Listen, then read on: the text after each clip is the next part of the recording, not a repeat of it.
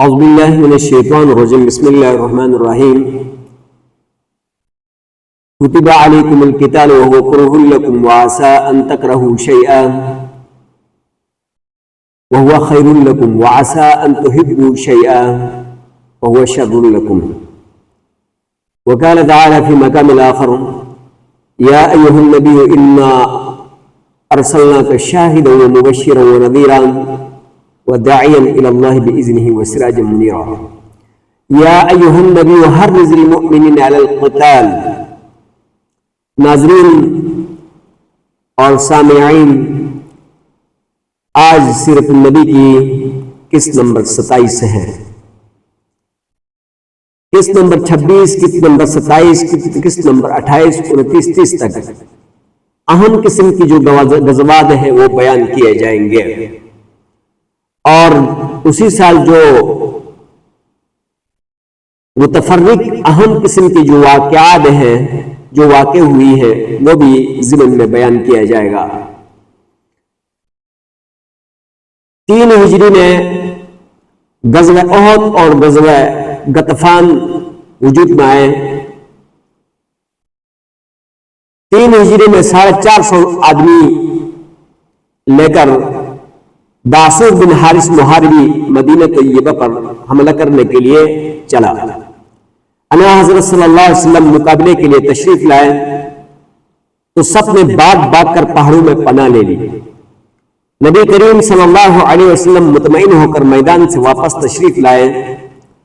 اس وقت اتفاقاً بارش سے آپ کے کپڑے تر ہو گئے۔ آپ صلی اللہ علیہ وسلم نے ان کو سکھانے کے لیے نکال کر درخت پر پھیلایا اور خود اس کے سائے میں لیٹ گئے۔ ادھر پہاڑ کے اوپر داسور دیکھ رہا تھا۔ جب اس نے دیکھا کہ آپ صلی اللہ علیہ وسلم مطمئن ہو کر لیٹ گئے ہیں تو سیدھا آپ کے سرانے پہنچا اور تلوار کھینچ کر سامنے آیا اور کہنے لگا کہ بتلاؤ اب تمہیں میرے ہاتھ سے کون بچائے گا؟ مگر مقابلے میں خدا کا رسول تھا، بغیر کسی ہراس کے جواب دیا کہ اللہ تعالیٰ بچائے گا، بغیر کسی ڈر و خوف کے اور بغیر کسی جھجک کے اللہ سبحانہ و تعالیٰ کے محبوب نے فرمایا کہ اللہ تعالیٰ بچائے گا۔ اس کلمے کا سننا تھا کہ داسور کے بدن میں رعشہ پڑ گیا اور تلوار ہاتھ سے گر گئی۔ اب نبی کریم صلی اللہ علیہ وسلم نے تلوار اٹھا کر فرمایا کہ تم بولو اب تمہیں کون بچائے گا؟ اس کے پاس اس کے سوا کیا جواب تھا کہ کوئی نہیں، کہ نبی کریم صلی اللہ علیہ وسلم کو اس کی بیچارگی پر رحم آ گیا اور اس کو معاف فرما کر چھوڑ دیا۔ بے حوالہ سیرت مغلطائی صفحہ نمبر 49۔ داسور یہاں سے اٹھا اور یہ اثر لے کر اٹھا کہ نہ فقط خود مسلمان ہوا بلکہ اپنی قوم میں جا کر اسلام کا ایک زبردست مبلغ بن گیا۔ تیرہ بختی سے اعراض کرنے والے دیکھیں کہ اشاعت اسلام کا ذریعہ خلق عظیم تھا یا تلوار کا زور یا پھر مال کی طمع تھی۔ یہ الفاظ بڑے دوبارہ سننے کے قابل ہے۔ داسور یہاں سے اٹھا اور یہ اثر لے کر اٹھا کہ نہ فقط خود مسلمان ہوا بلکہ اپنی قوم میں جا کر اسلام کا ایک زبردست مبلغ بن گیا۔ 13 بختی سے اعراض کرنے والے دیکھیں کہ اشاعت اسلام کا ذریعہ خلق عظیم تھا یا تلوار کا زور تھا یا پھر مال کی طمع تھی۔ کچھ بھی نہیں تھا سوائے اس عظیم اخلاق کے اور سوائے اس عفو درگزر کے اور سوائے اس امت پر رحم کرنے کے کوئی اور چیز نہیں تھی جس کی وجہ سے لوگ اسلام پر آنے پر مجبور ہو گئے۔ اور اسی 3 ہجری میں یعنی شعبان 3 ہجری میں ام المؤمنین حضرت حفصہ رضی اللہ تعالیٰ عنہ سے بھی عقد نکاح فرمایا اور اسی سال حضرت حسن رضی اللہ تعالیٰ عنہ بھی پیدا ہوئے۔ غزوہ احد شعبان کے بعد شوال 3 ہجری میں غزوہ احد کا جہاد ہوا۔ احد ایک پہاڑ کا نام ہے جو مدینے کے قریب واقع ہے۔ اسی جگہ حضرت ہارون علیہ السلام کی قبر بھی موجود ہے۔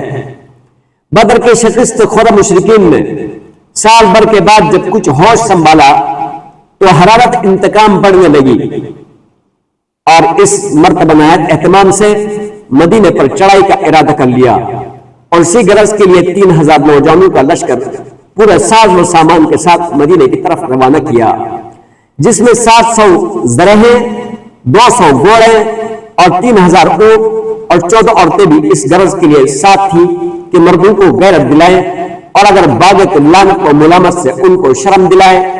ادھر انا حضرت اسلام کے چاچا عباس اس وقت اسلام لا چکے تھے مگر ابھی تک مکہ ہی میں مقیم تھے۔ انہوں نے فوراً تمام حالات لکھ کر ایک تیز روح قاصد کے ہاتھ انا حضرت صلی اللہ علیہ وسلم کے پاس بھیج دیے۔ آپ صلی اللہ علیہ وسلم کو اطلاع ہوئی تو فوراً 2 آدمی تحقیق کے حالات کے لیے بھیجے۔ انہوں نے آ کر خبر دی کہ قریش کا لشکر مدینے کے پاس آ پہنچا، چونکہ شہر پر حملے کا اندیشہ ہے، اس لیے ہر طرف پہرے بٹھا دیے گئے۔ اور صبح کو آپ صلی اللہ علیہ وسلم صحابہ سے مشورہ کرنے کے بعد 1000 صحابہ کی جمعیت کے ساتھ مدینے سے باہر تشریف لائے، جس میں عبداللہ بن ابی رئیس المنافقین اور اس کے 300 ہم خیال منافقین بھی شامل تھے، مگر یہ سب کے سب راستے ہی سے واپس ہو گئے اور اب مسلمانوں کا لشکر صرف 700 رہ گئی تھی۔ مجاہدین کی ترتیب اور صحابہ کے لڑکوں کا شوق جہاد۔ مدینے سے نکل کر جب فوج کا جائزہ لیا گیا تو کم سن بچے واپس کر دیے گئے، مگر بچوں میں جہاد کا ذوق اور شوق کا یہ عالم تھا کہ جب رافع بن خدیج سے کہا گیا کہ تمہاری عمر کم ہے، تم واپس جاؤ، تو یہ پنجو کے بل تن کر کھڑے ہو گئے کہ اونچے معلوم ہونے لگے، چنانچہ وہ جہاد میں لیے گئے۔ سمرہ بن جندب جو ان کے ہم عمر تھے، جب انہوں نے یہ دیکھا کہ تو عرض کیا میں تو رافع کو لڑائی میں بچھال سکتا ہوں، اگر وہ جہاد میں لیے جاتے ہیں تو مجھے بدرجہ اولا لینا چاہیے۔ ان کے کہنے کے مطابق دونوں میں مقابلہ کرایا گیا تو سمرہ نے واقعی رافع کو بچھال لیا اور ان کو بھی آپ صلی اللہ علیہ وسلم نے جہاد میں لے لیا۔ بے حوالہ تاریخ طبری جلد نمبر 3۔ کیا اشاعت اسلام کو بزور شمشیر کہنے والے ان قربانیوں کو دیکھ کر بھی اپنے افطرا اپنی جھوٹ سے نہ شرمائیں گے؟ الغرض مقابلہ پر پہنچ کر نبی کریم صلی اللہ علیہ وسلم نے صف آرائی فرمائی اور پہاڑ پشت کی طرف تھا، پشت کی طرف سے دشمن کے آنے کا احتمال تھا، اس لیے آپ نے 50 آدمی پہاڑ پر پہرے کے لیے کھڑے کر دیے اور ارشاد فرمایا کہ مسلمانوں کو فتح ہو یا شکست ہو مگر تم نے اپنی جگہ سے نہ ہلنا ہے۔ لڑائی شروع ہوئی اور دیر تک گمسان کی لڑائی کے بعد جب فوجیں ہٹی تو مسلمانوں کا پلہ باری تھا۔ قریش بدحواس ہو کر منتشر ہو گئے، مسلمانوں نے مال غنیمت جمع کرنا شروع کر دیا۔ یہ دیکھتے ہیں وہ لوگ بھی اپنی جگہ چھوڑ کر یہاں آ گئے جن کو پیچھے کی جانب پہاڑ پر نگرانی کے لیے مقرر کیا گیا تھا۔ ان کے امیر عبداللہ بن جبیر نے بہت منع کیا مگر وہ سمجھ کر اب یہاں ٹھہرنے کی ضرورت نہیں رہی، یہاں سے ہٹ گئے اور یہاں صرف چند صحابہ رہ گئے۔ یہ دیکھ کر خالد بن ولید جو ابھی تک مسلمان نہیں ہوئے تھے اور کفار کی طرف سے لڑ رہے تھے، اب عقب کی جانب سے دفعتاً حملہ کیا۔ عبداللہ بن جبیر اور ان کے باقی مانند چند ساتھیوں نے نہایت جان بازی کے ساتھ ان کا مقابلہ کیا، بالآخر سب کے سب شہید ہو گئے۔ اب راستہ صاف ہو گیا تو خالد بن ولید اپنے دستے کے ساتھ مسلمانوں پر ٹوٹ پڑے اور دونوں فوجیں اس طرح مل گئی کہ خود بعض مسلمانوں کے ہاتھ سے بعض مسلمان مر گئے۔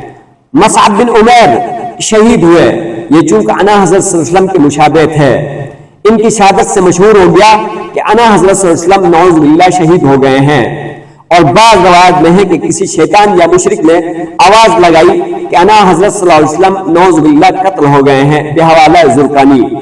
اس خبر کا مشہور ہونا تھا کہ مسلمانوں کی فوج پر مایوسی چھا گئی، بڑے بڑے بہادروں کے پاؤں اکھڑ گئے، لیکن بہت سے جانساب لوگ اس وقت بھی برابر سرگرم قتال تھے، مگر سب کی نگاہیں اس کعبہ مقصود حضور اسلم کو اشتیاق کے ساتھ ڈھونڈ رہی تھی۔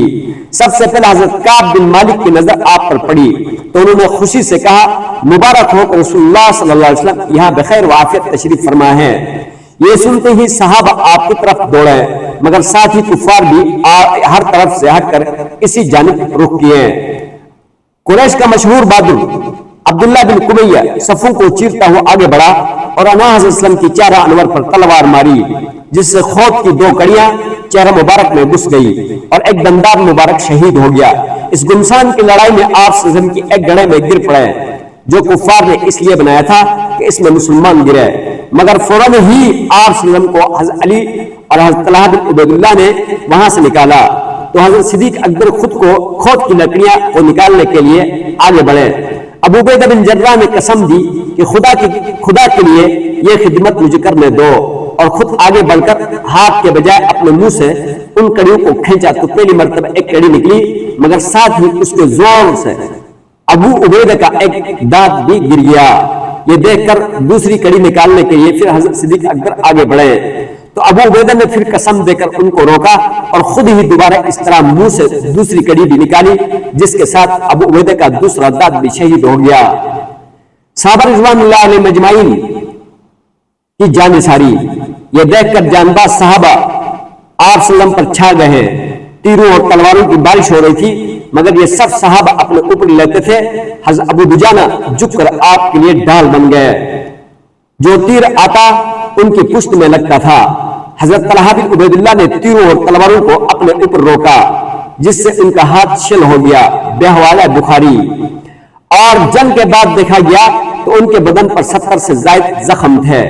بحوالہ ابن حبان۔ اور ایک ڈال کے ذریعے آپ کو اپنی حفاظت میں لے لیا۔ آپ صلی اللہ علیہ وسلم جب گردن اٹھا کر فوج کی طرف دیکھتے تو ابو طلحہ زید بن سہل کہتے تھے، یا رسول اللہ آپ سر نہ اٹھائے، نصیب آدھا کوئی تیر نہ لگ جائے۔ ایک صحابی نے عرض کیا کہ یا رسول اللہ اگر میں قتل ہو گیا تو میرا ٹھکانہ کہاں ہوگا؟ آپ صلی اللہ علیہ وسلم نے فرمایا کہ جنت میں۔ ان کے ہاتھ میں کچھ کھجوریں تھی جو کھا رہے تھے، یہ سنتی ہی انہیں پھینک کر سیدھے مارکے میں پہنچے اور لڑتے لڑتے شہید ہو گئے۔ بحوالہ بخاری باب غزوہ احد۔ یہ قریش بدبخت بحرینی کے ساتھ آپ صلی اللہ علیہ وسلم پر تیر تلواریں برساتے رہے، مگر رحمت للعالمین کی زبان پر یہ الفاظ تھے، اللہم اغفر لقومی فانہم لا یعلمون۔ اے میرے پروردگار میری قوم کو بخش دے جو میرے ساتھ لڑ رہے ہیں، کیونکہ وہ جانتے نہیں ہے۔ بحوالہ فتح الباری۔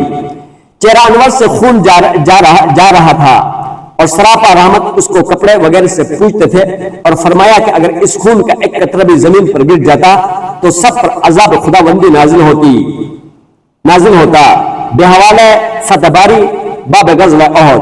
اس غزوہ میں کفار کی صرف 22-23 آدمی مارے گئے اور مسلمانوں میں سے 70 آدمی شہید ہو گئے۔ اور اس سال 4 ہجری کی جو اہم واقعات ہیں، اس سال زینب بنت خزیمہ رضی اللہ تعالی عنہ اور ماہ شوال میں حضرت ام سلمہ رضی اللہ تعالی عنہ حضرت اسلام کے عقد میں آئی، اور شعبان میں حضرت حسین رضی اللہ تعالی عنہ کی ولادت ہو گئی۔